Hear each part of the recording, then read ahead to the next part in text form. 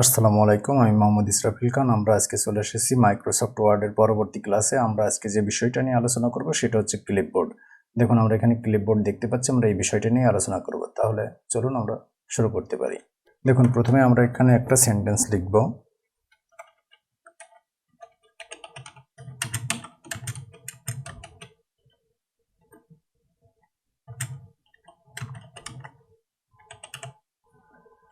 দেখুন, আমরা এখানে একটা সেন্টেন্স লিখেছি।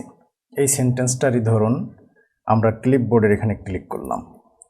দেখুন, এখানে কোনো কিছু নাই, কিন্তু আমরা এখানে ধরেন ল্যান্ডটাকে কপি করব। কন্ট্রোল সি, দেখুন এখানে ল্যান্ডটা চলে এসছে। ধরুন আমরা রিভারটাকে কাট করব। আমরা জানি কাট করার অর্থ হচ্ছে সেখান থেকে চলে যাবে, বাট যেখানে নিতে চাই সেখানে চলে যাবে। এখন আমরা কিবোর্ড থেকেও যদি কন্ট্রোল এক্সপ্রেস করি তবু হবে, অথবা আমরা এখান থেকে যদি কাট করি তাও হবে।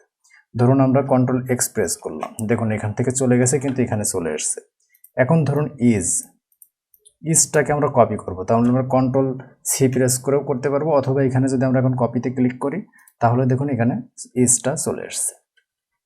এখন কথা হচ্ছে যে আমরা স্বাভাবিকভাবেই তো কপি করতে পারি, কিন্তু ক্লিপবোর্ডে কেন? ক্লিপবোর্ডে করার মূল উদ্দেশ্য হচ্ছে আপনি এখানে যেটা কপি বা কাট করলেন সেটা এখানে চলে এসেছে। এটা দেখে আপনি আসলে বুঝতে পারবেন যে আপনি কেন কপি করেছেন এবং কোথায় নিয়ে যেতে চান। সেজন্যই এটা করা হয়েছে। এখন ধরুন আপনি যে ল্যান্ডটাকে নিয়েছেন সেটা আপনি এখানে নিয়ে আসতে চান। এখন জাস্ট আপনি ল্যান্ডে ক্লিক করুন, ল্যান্ডটা চলে আসবে। ধরুন আপনি এখানে এখন রিভারটাকে নিয়ে আসতে চান, রিভারে ক্লিক করুন, এটা এখানে চলে আসবে। ধরুন আপনি এখানে এখন ইজ নিয়ে আসতে চান, ইজে ক্লিক করুন, এখানে চলে আসবে। অথবা আপনি এখানে জাস্ট পেস্ট অল করে দিন, সবকটাই চলে আসবে।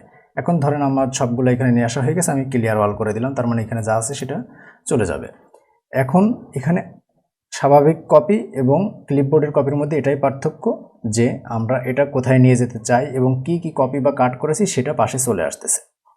এরপরে দেখুন এখানে একটা অপশন আছে ফরম্যাট পেইন্টার। এটা সবথেকে ইম্পর্টেন্ট একটা বিষয়। এখানে দেখুন ক্লিপবোর্ডটাকে আমরা লিখেছি ক্যালিবারি বডিতে।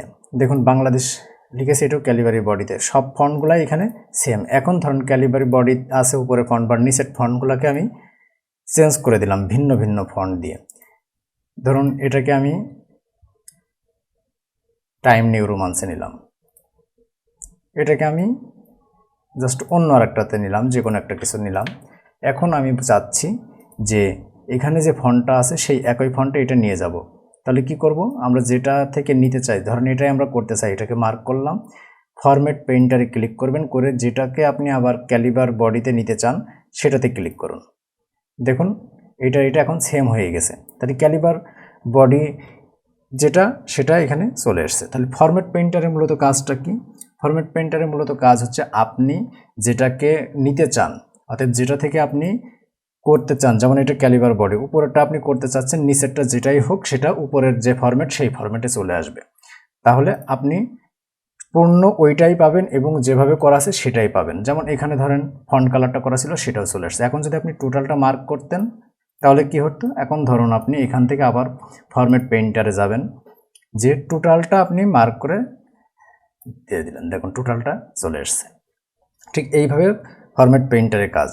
অথবা এখানে দেখুন ভিন্ন ভিন্ন ফন্ট ছিল, এই একটা ছিল একরকম, এই একটা ছিল দেখুন আরেক রকম, কারণ এইটা ছিল দেখুন বদনি এমটি, এখানে দেখুন এইটা আছে ক্যালিবার বডি, এখানে এইটা আছে, জাস্ট আমরা আবারও চেঞ্জ করলাম, এটাকে আমরা এখন দিয়ে দিলাম টাইম নিউ রোমান্স। তার মানে তিনটা আছে, তিন রকম।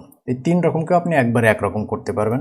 জাস্ট আপনি প্রথমটাকে ধরে ফরম্যাট পেইন্টারে ক্লিক করুন, বাকি সবকটা একসাথে মার্ক করুন, করে ছেড়ে দিন। দেখুন সবকটা এখন ক্যালিবার বডি হয়ে গেছে এবং এখানে যে ফন্ট কালারটা করা ছিল সেটাও অটোমেটিকলি হয়ে গেছে। অর্থাৎ ফরম্যাট পেইন্টারের মাধ্যমে আপনি খুব সহজেই যেটা করতে চান সেটা একবারে করতে পারবেন। কোন ফন্টে ছিল সেটা আপনার জানতে হবে না, কিন্তু আপনি অটোমেটিকলি ফরম্যাট পেইন্টারের মাধ্যমে সেটা করে নিতে পারবেন। তাহলে আশা করি আপনারা সবাই ক্লিপবোর্ডের বিষয়টা ভালোভাবে বুঝতে পেরেছেন। যদি আমার ভিডিওটি ভালো লাগে অবশ্যই আপনারা লাইক, কমেন্টস এবং সাবস্ক্রাইব করবেন। ধন্যবাদ সবাইকে। আসসালামু আলাইকুম।